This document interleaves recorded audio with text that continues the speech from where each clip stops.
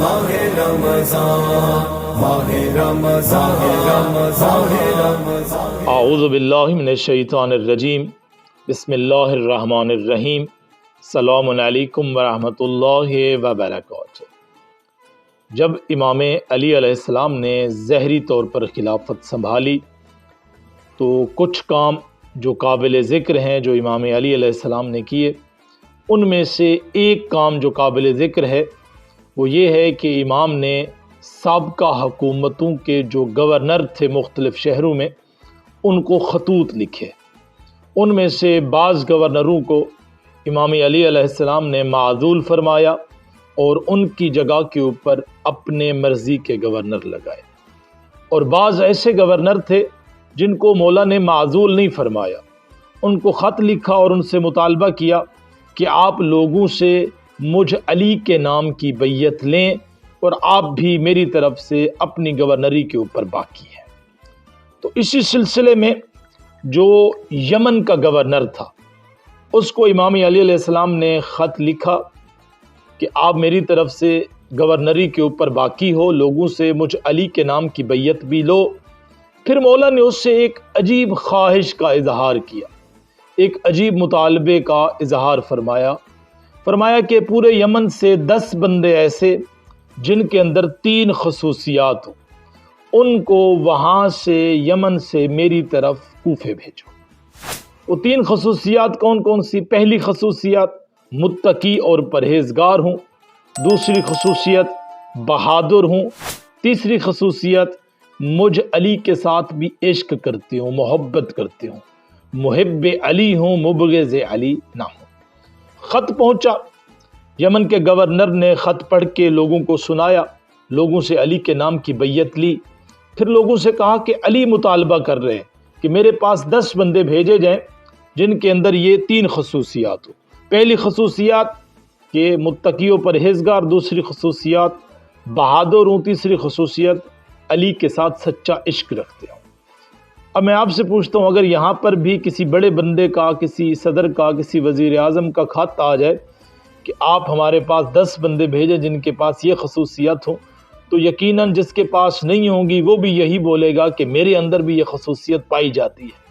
کیونکہ اس کو خواہش ہے کہ میں جاؤں بڑے آدمی کے ساتھ بیٹھوں، میں گورنر کے ساتھ بیٹھوں، میں وزیر اعظم کے ساتھ بیٹھوں تاکہ میری زندگی بن جائے۔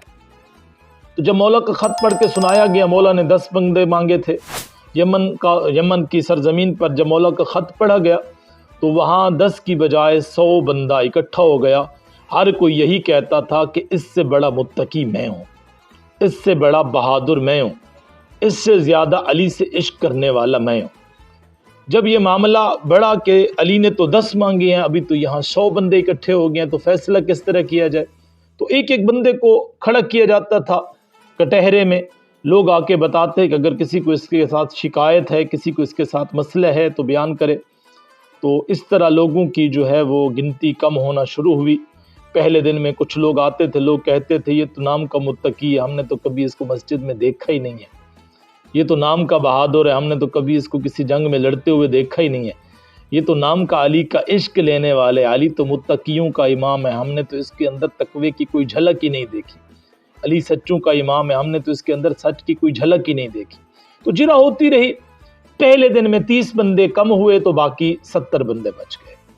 پھر یہی فیصلہ کہ علی نے 10 مانگے، علی نے 70 تو نہیں مانگے۔ دوسرے دن پھر جرا ہوئی، اس جرا میں 30 بندے اور نکل گئے تو باقی پیچھے 40 بندے بچے۔ پھر بھی یہی کہنے لگے علی نے 40 نہیں، علی نے 10 مانگے ہیں۔ تو تیسرے دن پھر جرا کی گئی، اس جرا میں 30 بندے اور نکل گئے، آخر میں 10 بندے بچ گئے۔ تو فیصلہ ہو گیا وہ 10 بندے جو علی نے مانگے ہیں، بس یہی 10 بندے جائیں گے پورے یمن کی نمائندگی میں اور جا کر علی کے سامنے پیش ہوں گے۔ جب یہ لوگ کوفے پہنچے، مولا کو بتایا گیا، مولا جو آپ نے یمن سے 10 بندوں کا مطالبہ کیا تھا، جو متقی و پرہیزگار ہوں، جو بہادر ہوں، جو آپ کے ساتھ عشق کرنے والے ہوں، مولا وہ 10 بندے پہنچ چکے ہیں۔ امام نے فرمایا ان کو اچھا کھانا دیں، اچھا بستر دیں، ابھی سلا دیں، میں صبح ان کے ساتھ ملاقات کروں گا۔ جب صبح کا وقت ہوا تو یہ آئے مولا کی بارگاہ میں، سلام کیا، سلام و دعا کے بعد ایک بندہ آگے بڑھا اور اس نے مولا کی شان میں قصیدہ پڑھنا شروع کر دیا۔ قصیدہ طولانی ہے، مختصر سے جملے آپ کے سامنے پیش کروں گا۔ کہنے لگا میرا سلام ہو آپ کے اوپر اے 14ویں کے امام، میرا سلام ہو آپ کے اوپر اے متقیوں کے امام۔ یہ خطبہ پڑھتا رہا، مولا کے فضائل بیان کرتا رہا، مولا سنتے رہے۔ جب اس کا خطبہ ختم ہوا تو مولا نے اس کی طرف نظروں کو پھیرا اور مولا نے کہا کہ انت عبد الرحمن، کیا آپ کا نام عبد الرحمن ہے؟ اس نے کہا جی مولا میرا نام عبد الرحمن ہے۔ پھر مولا نے کہا کہ انت عبد الرحمن ابن ملجم مرادی، کیا تو عبد الرحمن ابن ملجم مرادی ہے؟ اس نے کہا جی مولا میں عبد الرحمن ابن ملجم مرادی ہوں۔ جیسے ہی مولا کو پتہ چلا تو مولا نے فوراً پڑھا انا للہ و انا الیہ راجعون۔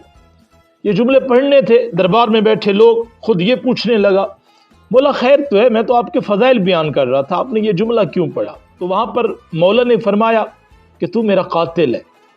اب جب اس نے یہ خبر سنی تو فوراً اس نے تلوار نکالی اور اپنی گردن کے اوپر رکھ دی اور کہنے لگا مولا میں اور آپ کا قاتل، یہ کیسے ہو سکتا ہے؟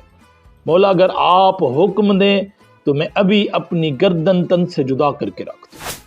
جیسے ہی اس نے یہ جملے بولے تو امام علی علیہ السلام نے فرمایا ابن ملجم تو نے مجھ علی کو پہچانا نہیں ہے، میں علی عادل امام ہوں، وہ جرم جو ابھی تک تو نے کیا نہیں ہے میں علی تجھے اس جرم کی سزا پہلے کیسے دے سکتا ہوں؟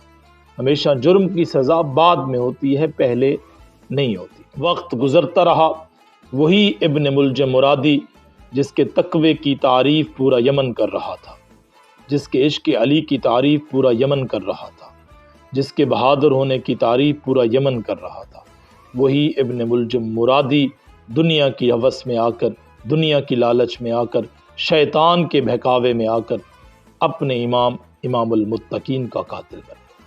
عزیزان گرامی، ہمیں اس کے واقعے سے جو درس ملتا ہے وہ یہی ہے، جب تک شیطان زندہ ہے، جب تک نفس ہمارا موجود ہے، انسان کو ہمیشہ ان کے خلاف جنگ میں رہنا چاہیے، ہمیشہ رحمان کی اطاعت کرنی چاہیے اور شیطان سے نفرت کرنی چاہیے تاکہ انسان شیطان کے بہکاوے سے بچ سکے۔ اور اس ماہ مبارک رمضان میں زیادہ سے زیادہ اپنا تزکیہ نفس کریں تاکہ شیطان سے بچ کر رحمان کی اطاعت کر سکیں۔ والسلام علیکم ورحمۃ اللہ وبرکاتہ۔